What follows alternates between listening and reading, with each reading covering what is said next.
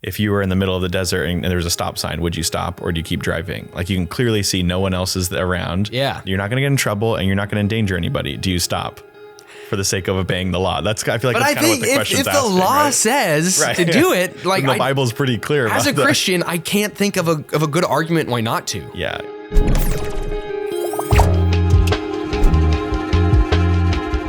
Hey everyone, from Rolling Hills Covenant Church, this is Ask Anyway, the podcast where we get to ask the questions you've always wanted to ask, but maybe have been too afraid to.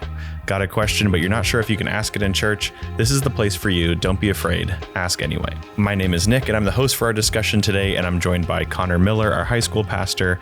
And again, today is kind of an interesting three-parter. We got a couple different questions. We've had a myriad of questions asked over the past, however couple months we've been doing this. Yeah.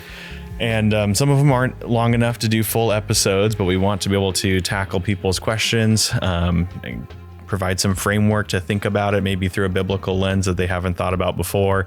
So we'll just jump into it. We're going to talk about tipping, kind of should Christians cow tip? tipping? Oh, that would be a good one cow too. Tipping. I think we should touch on that as well. So everyone knows cow tipping is not a real thing. Really? Yeah. Yeah, I grew up in the country. It's a way to mess. It's like hazing. Oh, so if you go to try to tip a cow, it's like you're a city folk or sleep. They don't sleep standing up. Oh man, and then world's a lie, dude. If they did, like that's a 1,000-pound cow that you think you're just gonna like push over. You can push that thing. It's stable, even if it's sleeping. Yeah. Dang. No, man, even the movie Cars, like they do the tractor tipping, and they really. Yeah, do you remember that where they like honk or something really loud and the tractors all tip up? Right? Oh yeah. No, it was a way. We'd get the freshmen in the truck. And be like, we're gonna go cow tipping. Oh wow. And then you take the truck out and you leave the headlights on. And you start walking out there, and then you drive away. You run away and leave them out there. Oh, that's awesome. How do we get here? Wait, just tipping. Okay, yeah, tipping. Money tipping crazy. in restaurants. Tipping like after a meal or for expensive coffee. Traffic laws, and we're going to talk about yoga as well. So trust me, they all kind of relate. So first of all, let's talk about tipping. So the original question comes from Jack, and it says, should Christians tip? Straight into the point. Yeah. Should Christians tip? Yeah, and I did a little bit of research, emphasis on a little bit on just the history of tipping and stuff like that. And it kind of has an interesting history kind of going back and forth in terms of when it started, I guess, like in like the Middle Ages in Europe, and then kind of came to the US. And from all my research, it seems like it's tied into like after the Civil War when the African-American community was emancipated, they would get jobs and get little to no pay, and then their pay was supplemented by tips, and that somehow became more popular. So actually, that's what happens now.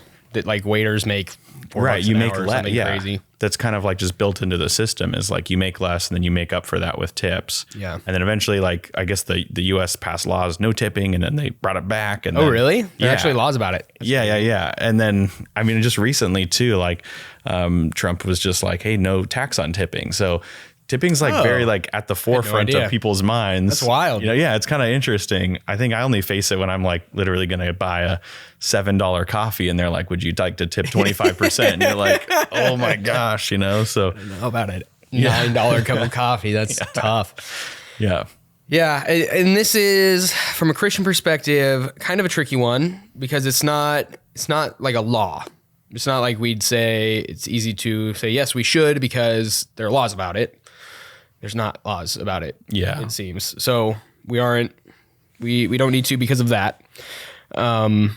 But like it is a cultural thing that is assumed that you would do in some circumstances, but who defines those circumstances is a little bit crazy. Yeah. I think there's lots of situations where people ask for a tip and you're like, I don't know if I need to give a tip in this situation. Yeah, it seems like historically too, it was tied into like there's some bit about like this idea in Europe. It was like a cool thing to do to like tip people, and you're almost like someone serves you really well and you like slip them a 20 or something like that. Just saying we're paying for excellent service. Yeah. And that kind of came into the US, and they tried to popularize that as well. That initially didn't take, and then that was like I think early 1800s or late 1700s or something like that. Yeah. But that still kind of ties in today, practicing tipping like practically, there's a lot of times you go to a restaurant and they don't do, you just interact with the cash register. Yeah. And then, or you order takeout. yeah, or something. yeah. And you're like, you're not What interacting exactly with am I anybody tipping? and Yeah. they're getting paid to cook your food, but then they ask you to tip. Yeah. That's different than if you go to a restaurant, someone's waiting on you and they're, friendly and helpful, and then you tip them. Yeah. So there's kind of like a weird gray area there just in terms of the service that's provided. Yeah. So maybe like overarching principles for Christians is like we're called to be generous.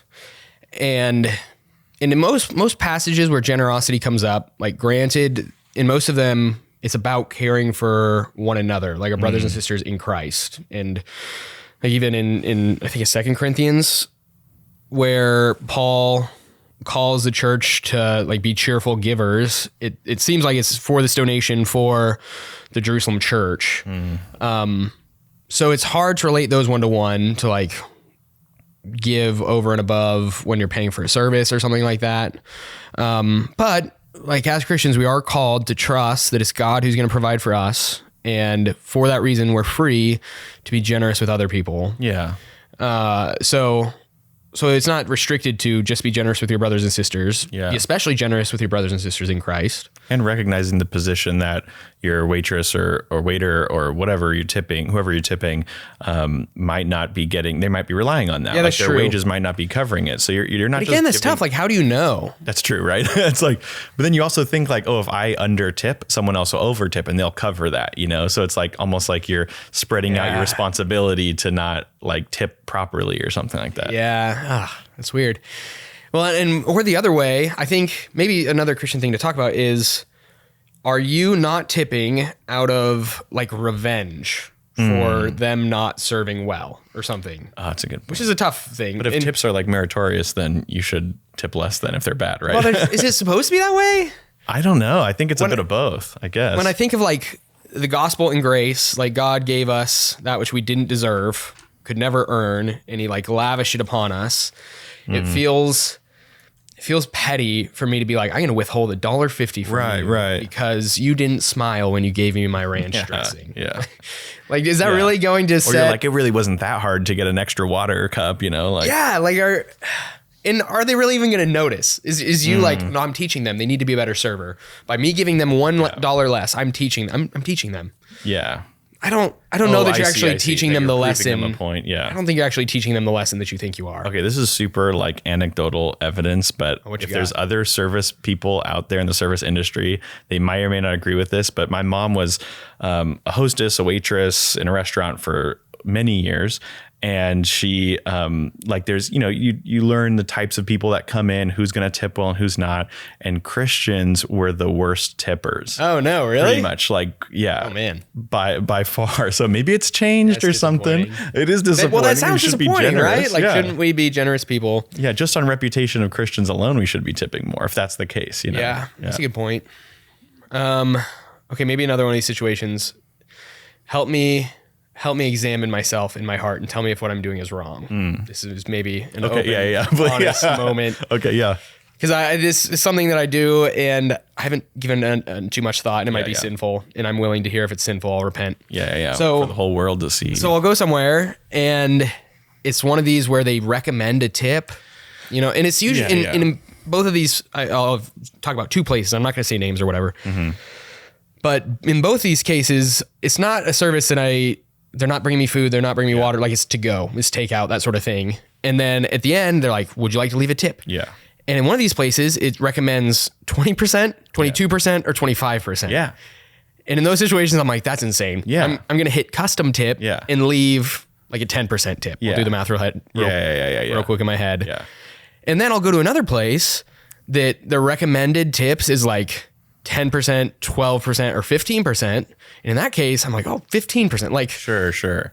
That's interesting. And I don't know what in my heart makes me want to do that. If it's like, you guys are so greedy, I'm gonna give you only 10% because you're asking for 20 to 25%. Yeah. And then the other business is like, no, we're reasonable, 10% to 15%, somewhere in there. And then I'm like, I'll go to the high end of that. Yeah, I Is wonder that wrong? if Is that like tipping- vengeful I of don't me? know. I mean, it seems like their intent, because I went to a place that was similar, that I think their max tipping, scale, whatever, stopped at 28 or 30% or something like that. That's right. And it was Like this- that's it was crazy. for like something small. It was coffee or baked goods or something like that. No. But like the beginning of their scale started at like 20% or something. And it's like, that seems like not, like, obviously there's business, strategy decisions. Like Yeah. if you put something lower, then everyone's going to choose that one.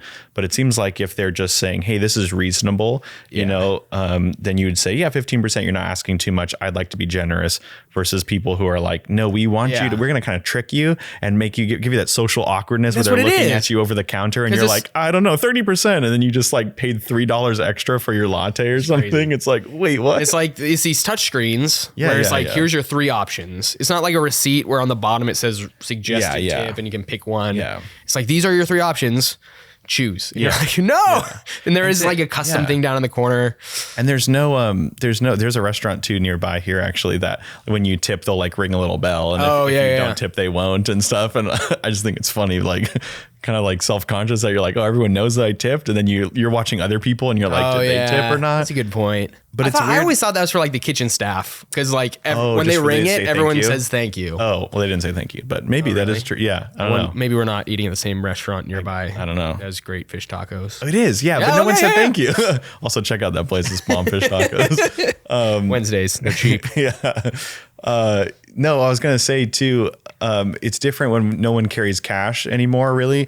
I feel like back in the day, you just throw like $1 or $2 in a jar and it feels like I'm giving you something tangible. Yeah. Even though if you looked at the electronic, equivalents, you'd be giving like less than whatever they're suggesting.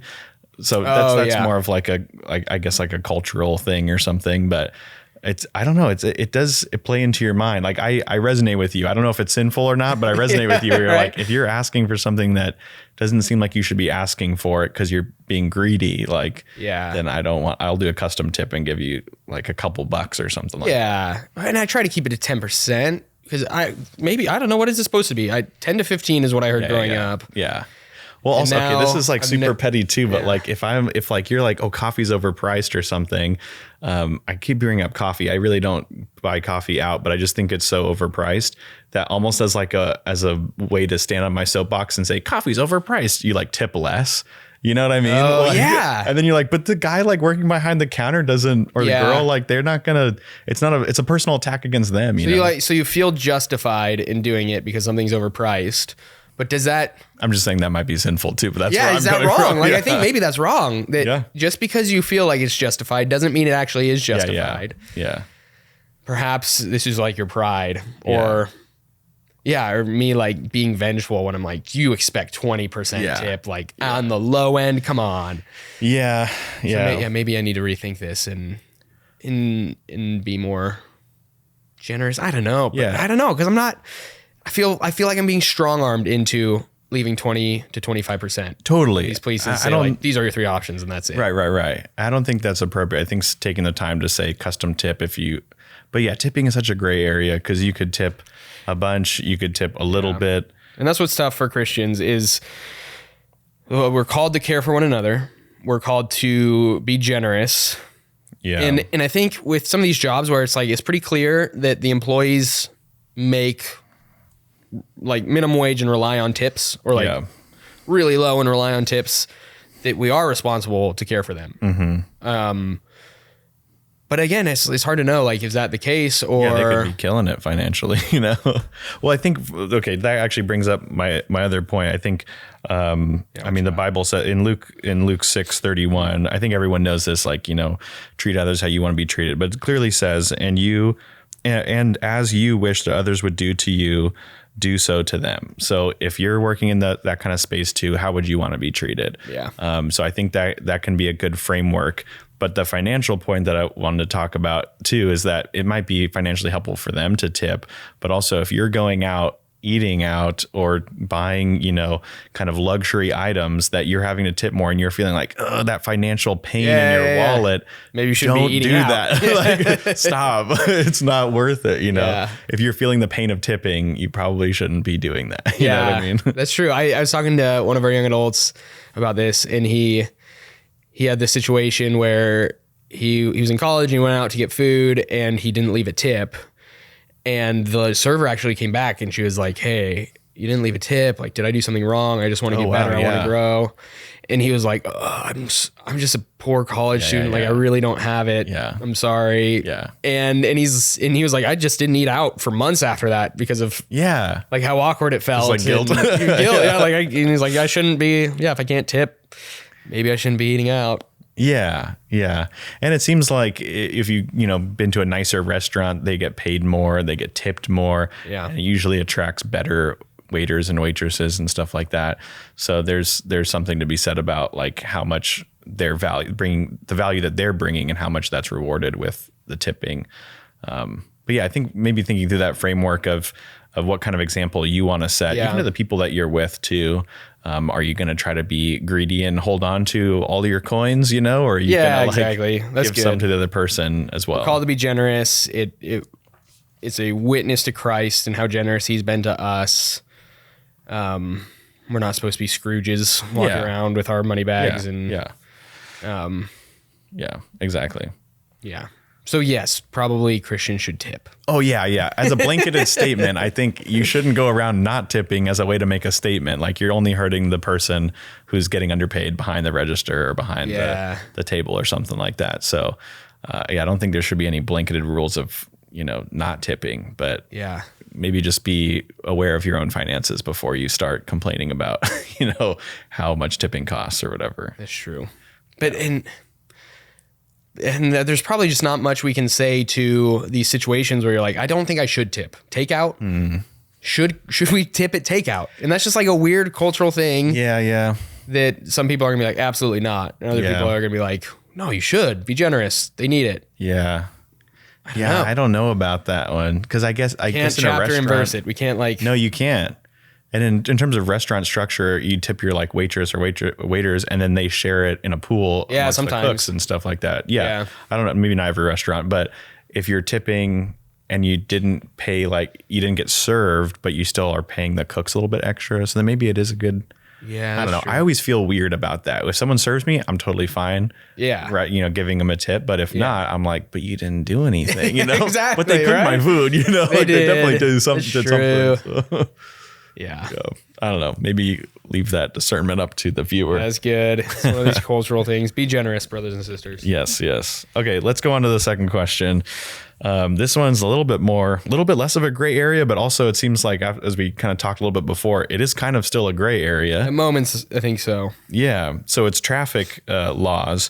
Do you want to read out the question because you know the person who submitted it? Well, yeah, and I think a few people submitted this one, but Naomi, my wife, submitted this exactly how we're going to word it. She said, as believers, should we uphold traffic laws, making full stops at stop signs, driving below the speed limit, texting while driving, wearing a seatbelt, etc.? And I probably don't need to call her out, but this is she submitted this like a few months ago. Yeah. This is hilarious. She got a ticket last week. No. Like within the week, she got a ticket for one of these things. Oh no. She should be here on the podcast. She should. But yeah, I guess maybe we should have done this one a week earlier, and then maybe she would have watched it and followed the rules. And, oh well. There's plenty of time to still get a traffic ticket later. So. Yeah, that's a good point.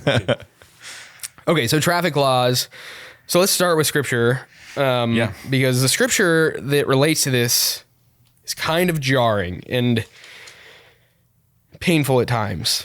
So 1 Peter 2, and it's not like this is related specifically to traffic laws, but I think it falls under this category that we find in 1 Peter 2, verses 13 through 17. Be subject for the Lord's sake to every human institution, whether it be to the emperor as supreme or to governors as sent by him to punish those who do evil and to praise those who do good. For this is the will of God, that by doing good you should put to silence the ignorance of foolish people. Live as people who are free, not using your freedom as a cover-up for evil, but living as servants of God.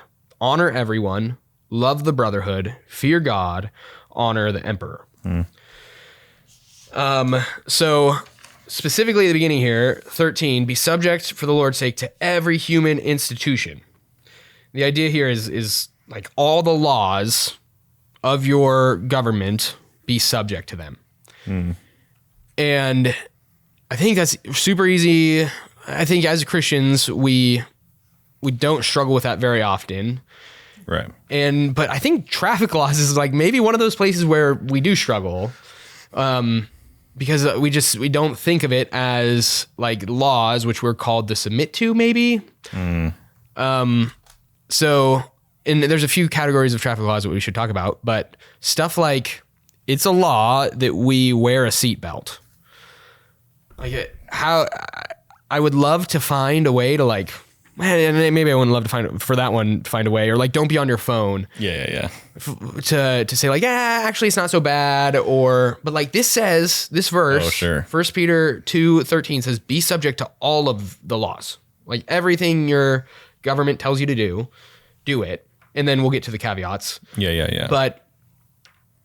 But I can't find like a really clear, like, this is why we shouldn't obey these laws, or like, it's not a big deal. Like it falls under this category, right? Even something that seems as petty as, well, why is the government making me wear my seatbelt? Like if I don't want to wear my seatbelt, why is that part of the law? But as Christians, we're called to obey it. We're not called to like, well, that's not their right to tell me that I have to wear my seatbelt. Yeah. So I'm just not going to follow the law. Yeah. And I think these laws at least stand out differently to me than, paying your taxes or something. Plenty of people don't want to pay taxes. That's totally fair. And you don't necessarily see how your taxes are being spent, or if they're, you should be giving your money to the government, whatever. That's even then, conversation. Even then, as Christians, we're called to give. Like, right. Yeah. Like Jesus pulls out the coin and says, whose face is on it? Give it back to him. Exactly. But then in traffic law specifically, and seatbelts, like the design of those laws is safety focused. It's like for the care of your fellow human being that's driving on the road, that you might not see or something like that. Also, I saw a video of this like a while back. I think there was another law that was being passed or something. I don't remember what it was. It was like recent, and people were in an uproar about it. And a video on YouTube was recommended at the same time, back when they were first implementing a law of wearing your seatbelt or something. And it was like almost verbatim, like the same conversation that they were having back in the, I don't know, whatever, 60s or 70s or something like that. Yeah. Where they're like, you can't tell me what to do. I'll drive however I want, or like, it's like, you can't drink with an open alcohol container or something like that. And they're like, I'll do whatever I want. I'll drink and drive whenever I want to do whatever. And to us today, it's like, that's crazy. That's like, absurd. What are you talking about? Like, you're not giving up your rights to like, okay, but it's the same reaction back then and now, just with two different now laws. It was like something even more, controlling, I guess, in that sense, that more restrictive to the American citizen. But the point being that, like, we look back at it now and think how silly that they were arguing with like a common sense safety law. Of course we should have seatbelts, guys. Like, So anyway, just kind of a funny thing, but they are focused on like safety, promoting safety. And I feel like the argument that I hear is, for at least for seatbelts, is like, it's my life, it's my safety. Why do they have the right to tell me? Sure. And so for these other ones, when it's like, you shouldn't text and drive or have your phone, it's more strict now, right? Like you can't be touching your phone or something when you're driving. Yeah. Maybe we should know if we're going to recommend it. Yeah, definitely don't text and drive. Yeah, don't text and drive, that sort of thing. Yeah. But that's for the safety of other people. And they're like, of course, like for the sake of others, there's a moral thing going on here. But what you're saying is like, what about seatbelts? Where it's like, it's your own life. It almost seems like that philosophical moral issue where it's like, if you were in the middle of the desert and there was a stop sign, would you stop or do you keep driving? Like, you can clearly see no one else is around. Yeah. You're not going to get in trouble and you're not going to endanger anybody. Do you stop for the sake of obeying the law? I feel like that's kind of what the question's asking. If the law says to do it, like, the Bible's pretty clear about as a Christian, I can't think of a good argument why not to. Yeah. For Christians, there are moments where we must disobey the law. Like if we are commanded, or like it's a government order to sacrifice to some other god or sacrifice to our leader or whatever it is, Christians have to say no and not do it and disobey. Yeah. But traffic laws isn't that. Yeah. So as arbitrary as it seems, or as small as it seems, like, we're called to obey and to honor. Yeah. and it's stopping at a stop sign by yourself in the desert. May not seem like honoring the government or the institution or the emperor or whatever it is, but it is honoring them. I don't know. I think it's honoring it too, and just in your heart and practicing your own like discipline and kind of, dying to yourself. And I think when you're in that question, like, part of me is just like, don't stop. Like, you could totally get away with it. But then it's like, well, then your heart's like being like, how can I get away with something and be like, and do something that I shouldn't be doing and get away with it, have no repercussions. Versus your heart being like, no, I want to stop because it's like what God has called me to do. God tells us to do. I want to be obedient. That's what my heart posture is, versus writing the line of the technicality of being like, well, stop signs are for safety, and if I'm not endangering anybody, then it's safe. It's like, I can't do that. I don't think you should do that. No, I don't think it's the intention behind it. The hardest spot for that is with speeding, with like posted speed limits. I'm bad at this. This is the hardest spot, dude. Like, I don't know anyone that doesn't go 5 over. I don't know a single person that's like, speed limit, set the cruise control, and not go over it. Yeah, to your point about like gray areas too. Isn't there a law about like speed of traffic, like traffic flow? Like if everyone's going 5 over and you'd be in danger or 10 over on the freeway, everyone's driving 75 and you're driving 65 and now you're endangering other people because you're driving too slow. Isn't there a law about that? I don't know. Yeah. So I did read the traffic laws for this because I work with young adults and they argue about this stuff all the time as they drive 100 down the freeway and it drives me nuts. So the way the law reads is if you are going over the posted limit, like if you're above the posted limit, you are doing something illegal. Okay. And so when you get a ticket, it'll say something like the cop will record the PF speed limit, which is a posted limit that's up. Okay. But that stands for prima facie or something, which means like first impression. The first impression, like the limit which the government has set for that road. In any situation, that's the limit, and you shouldn't go above it. But on the ticket that my wife just got, there's a little box like 2 over that says like the safe speed limit. And so for her, the limit was like 30, and the safe limit that the officer had listed was like 40. So perhaps that's saying like this road is listed as 30, but in that moment, the officer deemed that 40 to be over 40 is what would be unsafe and you'd get a ticket for. Yeah. Because traffic tickets can be appealed in court. And if you can reasonably show, like the way the law reads is if you can show that your speed was safe and reasonable or something like that, then the ticket will be revoked and you won't have to pay the fine. And it'll show that you weren't doing something illegal. So I think that's the argument that I think Christians could make is like, I can show that my speed was safe, even though it was above the listed limit. So I wasn't actually breaking a law. Okay. But I'm still not convinced. Like the way I heard someone describe it is if you are above the posted limit, then it's assumed that you're doing something illegal, that you can just get pulled over and get a ticket and you have broken the law. Yeah. But there are some circumstances where cops watching on would say, actually, no, that is safe. So I'm not going to pull them over. I'm not going to give them a ticket. Yeah, right. And it's probably that like 5 to 10 and maybe not even 10, more like 5 over sort of thing. Yeah. But it's like a super gray area. It is, yeah. And I urge us to not trust like what we think is safe. So, cause I've talked to people that are like, yeah, me driving 100 on the 91 is perfectly safe. And I just think they're wrong. Like they may be convinced of this, but that doesn't mean that they're right. And they're hurtling like 20 miles an hour, 40 miles an hour faster than like children in cars around them. Yeah. Like as Christians, you should care for the people around you more than your need to go 100 or your need to get there quickly or your need to beat traffic or whatever it is. Yeah.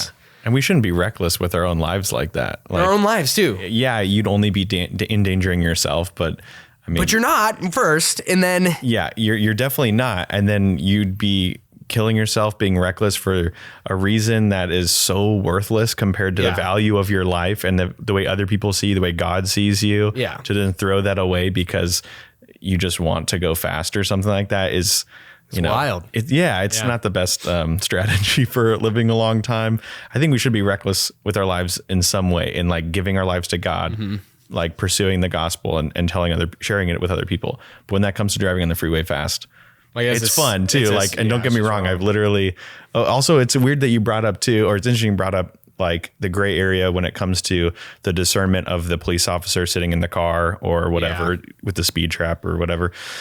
I bought back in college, I got a Dodge Challenger, and it wasn't even like the super fast one. There was like around the same time, there was like that helicopter chase. They had like a Dodge Challenger. I think it was like a Hellcat. It was like 700 horsepower, just like flying down the freeway. It lost the police chopper and everything. Dang, that's wild. So I feel like all these cops were like, Challengers are the worst cars ever. And I was like, they look cool. So I bought one.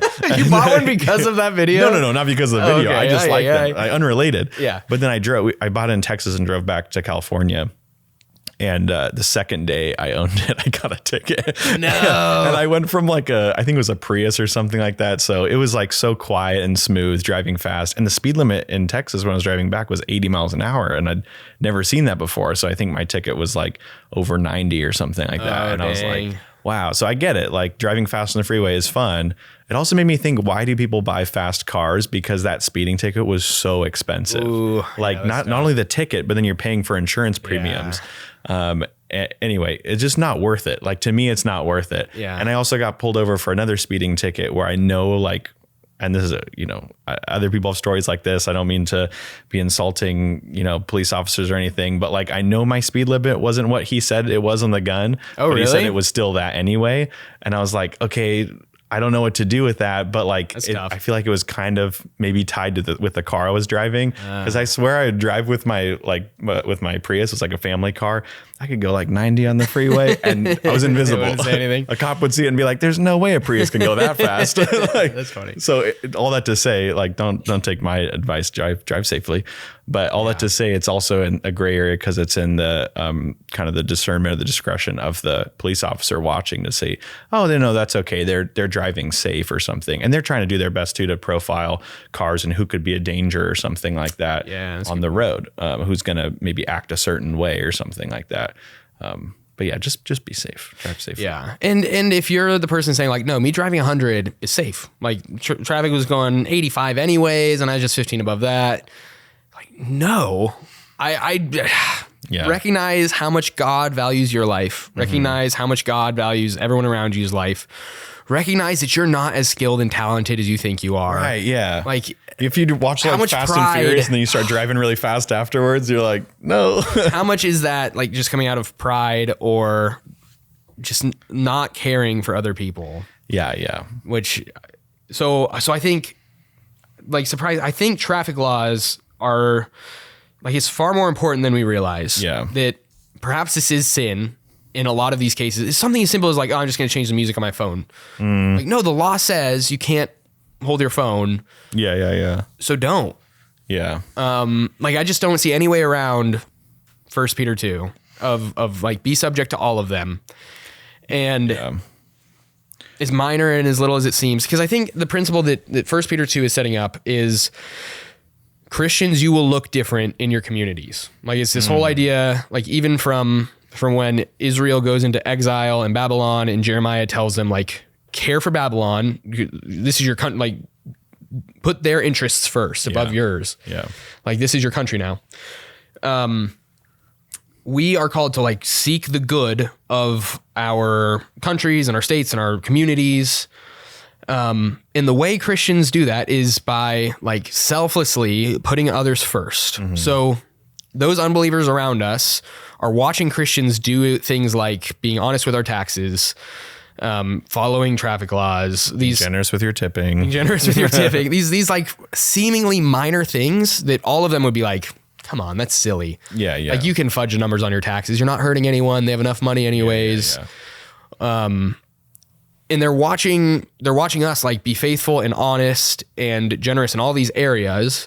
And then on the flip side, what's going on in Rome is these minor things where Rome is saying like, hey, everybody just has to sacrifice a little bit to Caesar. Like you just have to, just a pinch of incense and we'll burn it to him in worship. It's these minor things that the world's watching like, just everybody do it. Like it's not a big deal. That's nothing. Right. And Christians are saying, no, I'd rather die than do that. Yeah. So they're watching this juxtaposition of, with all these things that feel so minor and feel so silly, the Christians are being faithful and being honest. And then these minor things, which everyone's like, it's not that big a deal. Christians are like, no, I'm willing to be beheaded. To not sacrifice to Caesar. And it depicts a life which is like fully focused on God and fully submissive, and to say like, no, Lord, whatever it is you call me to, I'm going to do it. Yeah, and when you lead a life that you're known for having integrity and following the law, when you decide to not follow the law, it carries so much more weight. It's not, he breaks law all the time. That guy's not going to do anything that he's asked. It's like, no, I can't do this because like it's disobeying God. And he says directly to not do this thing. It's like, okay, that carries a lot more weight. They don't even fudge on their taxes. They always tip the right amount. Again, I don't know. If that was a law. It's not. So what is it? Did you want to get into like the caveat part of after 1 Peter 13? Yeah, because I think that is a caveat. Like 1 Peter 3, Romans 13 has in mind that there are moments when we have to obey God. And that was the moment in Rome. That's what they would do. The government officials would walk down the road and everyone would come out of their houses and they'd just have this small amount of incense and everyone would just have to pinch off a little bit and burn it to Caesar's name and worship him. And Christians were dealing with this, like just this little pinch of incense. Yeah. If I don't do that, I could die. Like either, and it wasn't always death. It sometimes was, but even like financial ostracization, I don't know that word. Ostracization? Is that a word? It sounds good enough. Sounds fancy to me. But like financially, you could be ruined. No one does business with you anymore. Like you're not caring for the Roman peace, the Pax Romana. So you're socially outside. So it's this big question for Christians of, this could kill me if I don't just pinch off a little incense and then worship him and then immediately turn around and be like, nope, I repent, Lord, please forgive me. And so the church was dealing with the fallout of this of like, what do we do when we're now in church with people who had just pinched off a little bit to save their life and your spouse or your child or someone, was just killed because they didn't. Yeah. Now you're looking at these brothers who are like, do you really love God? Like you said you didn't mean it and you went back on it or you're crossing your fingers or whatever. So there's moments where we have to disobey. And I don't think, but again, Christians shouldn't be looking for the caveats. Yeah. These situations may never come up in your life where the government is urging you or pushing you to do something that's just blatantly wrong. Yeah. Hopefully it doesn't. Yeah. And hopefully it doesn't. We pray that it doesn't. And that's interesting too. And at least just connecting it back to talking about being reckless with speeding or something like that. Like being like to the world, not obeying a little law, like burning incense or something, and losing your life because of that feels like reckless to the world, but it's showing an example of how seriously you take your faith. Yeah. Being reckless driving in a car that's unsafe, just because of pride is like not the right thing. So I think being reckless in that sense, it can be really useful, but not driving fast like that. Yeah. Not in behind the wheel of a car. No. Yeah. No, that's great. Do you want to read, should we go through Romans 13 or it's kind of the same? Yeah, let's leave it. Okay. Let's leave it. Okay, great. Move to the next one. Okay, cool. All right. So the last one that we're talking about today is yoga. And the question is anonymous. I don't know if we got more than one question on this, but it's basically just, is it wrong for Christians to do yoga? And I'm sure there's people much more educated than me to talk about the history of yoga, but I think most people kind of realize in some sense that it's tied to something more than just like, it's not CrossFit, right? Like there's something more that is related to religion, to some kind of spiritual aspect more so than normal. I think what I've come across in our culture, in our world, is 3 categories of yoga. And so and maybe this is wrong. I don't know where all the roots are. Sorry, real quick. Have you done yoga before or? I haven't. Have you? I did. Yeah. Just like the moves, like nice. Just cause someone was like, hey, you want to try it? And I was like, yeah. What'd you think? Well, my first impression was like, it's much harder than you'd think. Okay, yeah. You're like, that's not hard. You're standing on a mat or whatever. And you're like, no, it's definitely like a good workout. Yeah. There's no spiritual component to it at all, but maybe there was, and you just sinned, Nick? I think the spiritual component was exposing my slothfulness when not exercising. That's good. So like I think the three categories that I see is people that see it as worship of some sort of deity, like some sort of God, that while you're doing this, you are praying. You're praying to a deity, and your body movements are a form of worship, and what you're thinking and what you're saying or chanting or whatever it is. And I think that's the rarest form of yoga in our culture. Like when most people say they're going to go do yoga, they're not talking about that. Yeah. And then the second one is this sort of yoga as a way of like bringing unity to your spirit and your body. And I think that's maybe some of, and I think both of these other ones are like, there's some sort of deity involved in the roots of what yoga is. And I know this second one of like, because that's where the word comes from. The word is like this old Sanskrit language for like to unify, and you're unifying your body with your spirit, and you do that by holding certain poses, which is supposed to bring in line your spirit with your body. And it's this unifying sort of thing. And that one is more subtle. Like I feel like maybe that happens more often in our culture than it would just be outright like, no, we're praying to some sort of God. Right. And then the third category of yoga that I see is I think what you're describing. It's just like, basically. We just see it as exercise, and it's we're working on flexibility and working on strength. And sometimes it involves goats, you know? Oh, like goats climbing on it. I've seen that in a movie. Have you seen that? It's crazy. I've seen it in a movie. A friend went and did it or something too. I don't know. Really? That's wild. Just be distracted by little baby goats are climbing on you. Yeah. I don't see how that helped your yoga, but anyway, sorry. Maybe it's bringing some sort of inner unity through goats. Yeah, I don't think that one's good. I don't know. Yeah. No. But so in terms of popularity too, so like it skews less popular is more religious, and then the more popular is less religious. Yes, I think so. Okay.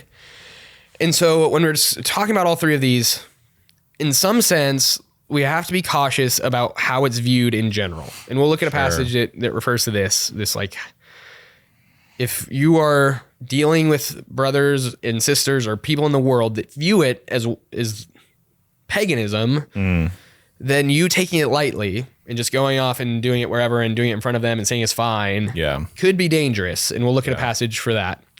So even if the activity itself isn't, you're not worshiping another god or something, just being mindful of the way other people see it. Yes. To then not be like, yeah, it's fine, no worries. Yeah. Like, and that's 1 Corinthians 8, and we'll read that text and get there. Yeah. But we should also think about like the worldview involved in these things. So like the worldview that's wrapped up in this idea of my spirit and my body are ununified, and I need to focus, and I need to stretch, and I need to do these steps to reunify myself and make myself whole is like actually a pretty anti-Christian concept. As Christians, we would say like our only means to inner peace, or our only means to even the idea of like unifying a body and a soul is so foreign to Christianity.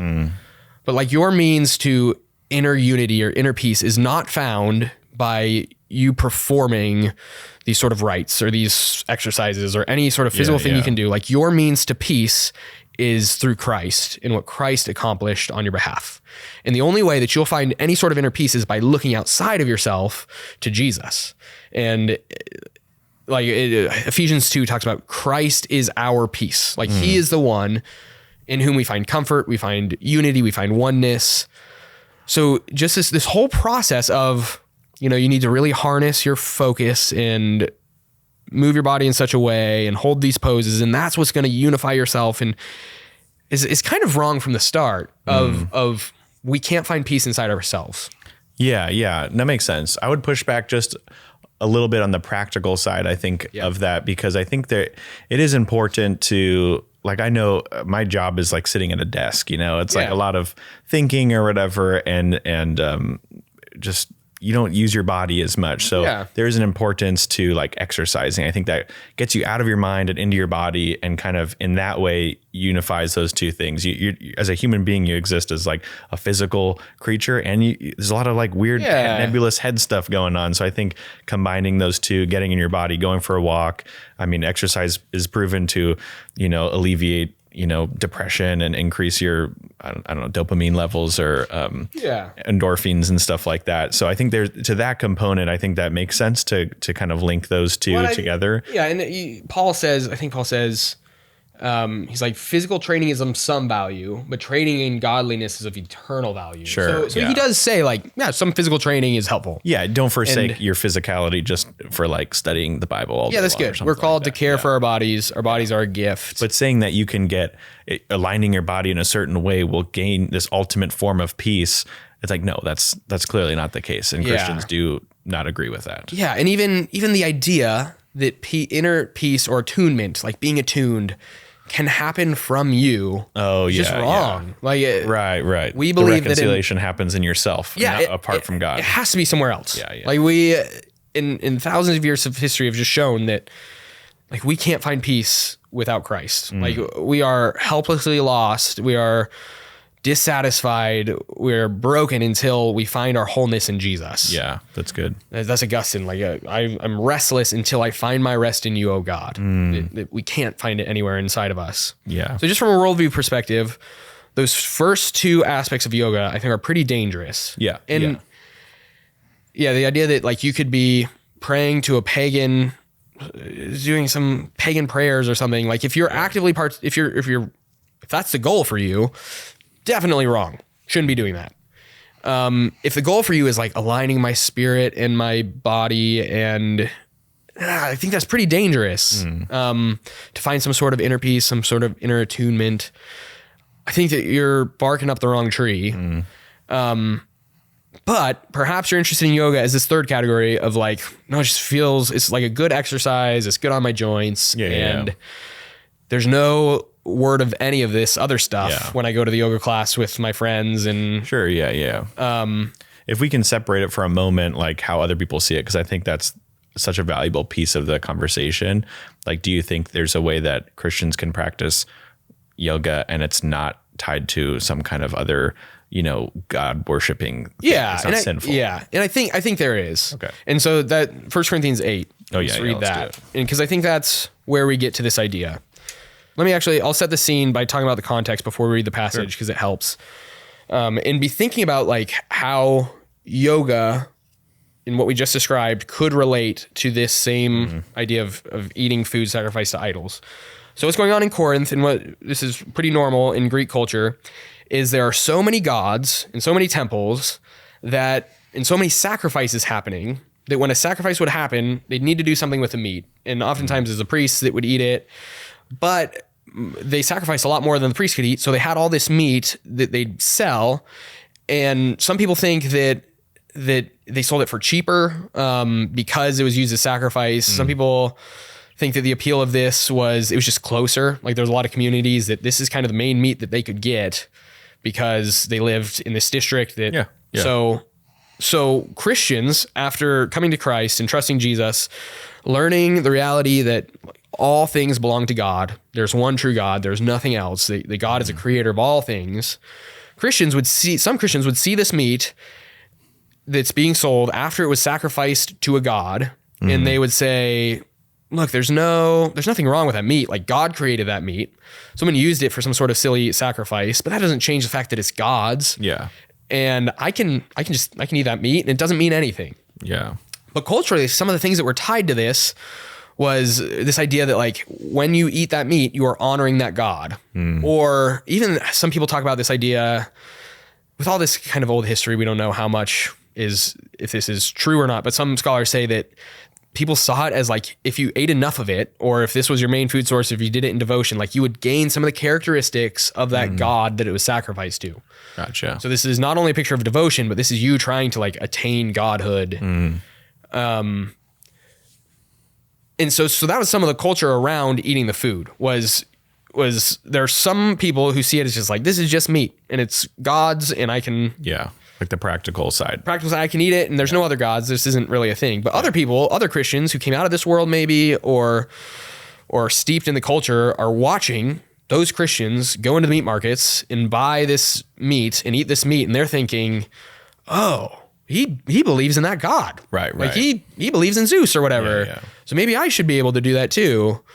So that's the situation that's going on. And Paul writes chapter 8 of 1 Corinthians, and we'll start in verse 4.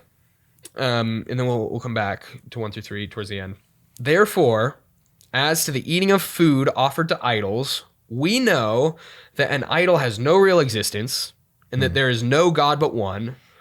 For although there may be so-called gods in heaven or on earth, as indeed there are many gods and many lords, yet for us there is one God, the Father, from whom are all things, and for whom we exist, and one Lord, Jesus Christ, through whom are all things and through whom we exist. However, not all possess this knowledge, but some, through former association with idols, eat food as really offered to an idol, and their conscience, being weak, is defiled. Food will not commend us to God. We are no worse off if we do not eat, and no better off if we do. But take care that this right of yours does not somehow become a stumbling block to the weak. For if anyone sees you, who have knowledge, eating in an idol's temple, will he not be encouraged, if his conscience is weak, to eat food offered to idols? And so by your knowledge, this weak person is destroyed, the brother for whom Christ died. Thus, sinning against your brothers and wounding their conscience when it is weak, you sin against Christ. Therefore, if food makes my brother stumble, I will never eat meat, lest I make my brother stumble. So yeah, there's believers saying this food is really nothing. I can just eat this food to God's glory because these idols don't exist. These false gods aren't real. And then the weaker brother is described as the one who's come out of this world and doesn't yet fully understand that there's one true God and that idol isn't a real idol.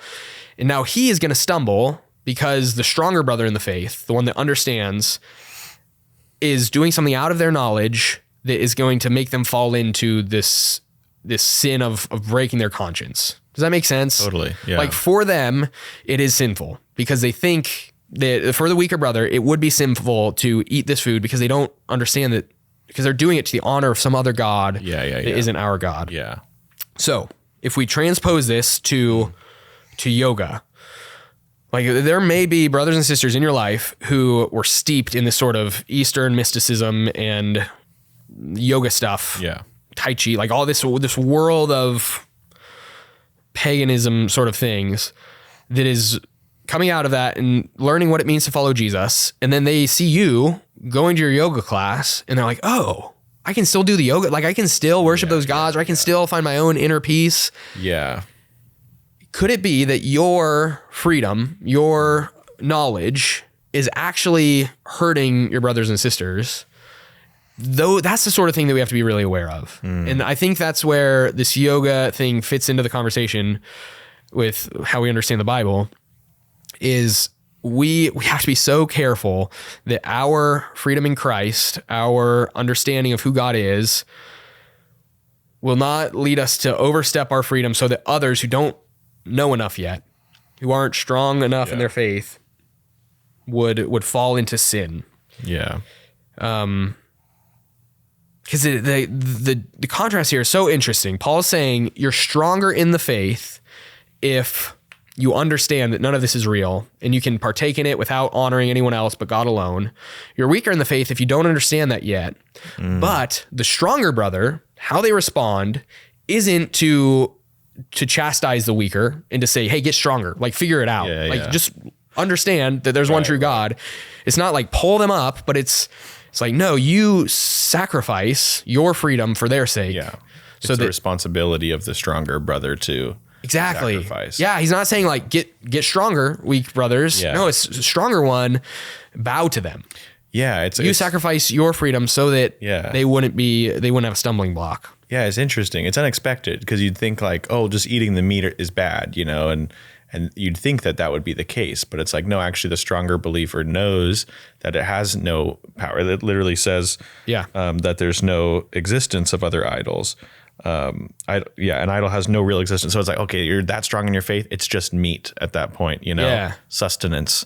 But then it's also their response, like the way that they can trip up and fail is by not guarding the hearts and minds of their younger or, weaker brothers. I feel like weaker is kind of a weird connotation too, because I feel like there's I know Christians like that. I don't think they're like weak in their faith. Yeah. But they are very convicted of those things. I would be very very cautious and make sure that like there aren't people in your life or brothers and sisters in your life that you might be misleading by going to your yoga class. Yeah, for sure. That it's a dialogue and you're caring for them. And if it does just seem to be a problem over and over with somebody, you might, the answer isn't like to tell them, well, you just need to figure it out. You need to get stronger in your faith. No, the answer is like, you would give it up. So of the 3 categories, like, probably definitely don't go to it if it's for you, if it's some sort of prayer to some sort of deity. Yeah. Be very careful if you're trying to find inner peace and attunement of your spirit and your body through this means. Like be careful. Don't do it. And then if it is like just an exercise, I've even heard of people that do Christian yoga is like, well, no, we pray scripture and we read scripture as we do it. Yeah. That sounds kind of cool. It's cool. That just be careful that you're not misleading or misguiding brothers and sisters in your life. Yeah. And be aware of your own heart too. And be in prayer about that, just be aware that you're not being led down the wrong path or something like that. Letting your mind wander into sinful territory. Yeah, because some of this stuff can be really deceptive. That people saying stuff and chanting things, and you're just like, I don't know. I've done it for years or something. Yeah. Whatever. So if the enemy can use that he'll use anything as a foothold to cause us to stumble. So if that becomes that, you cut it out of your life, for the same reason that you would cut it out, or in the same way you'd cut it out for a weaker brother who might stumble because of it. So obey traffic laws, be generous. Maybe do yoga. Maybe yoga. Only if there's goats involved. There's goats involved. Anything else you want to add? No, I don't think so. Okay, cool. All right. Well, we hope you enjoyed this conversation. We hope that it maybe illuminated a question that you might have had, or just allowed you to think more biblically about life and the things that you do, the things that you do normally you don't even consider. So if you have your own question, though, that you'd like for us to tackle or talk about on the podcast, please email us at ask@rhcc.net, and we look forward to hearing from you. Thanks for joining us.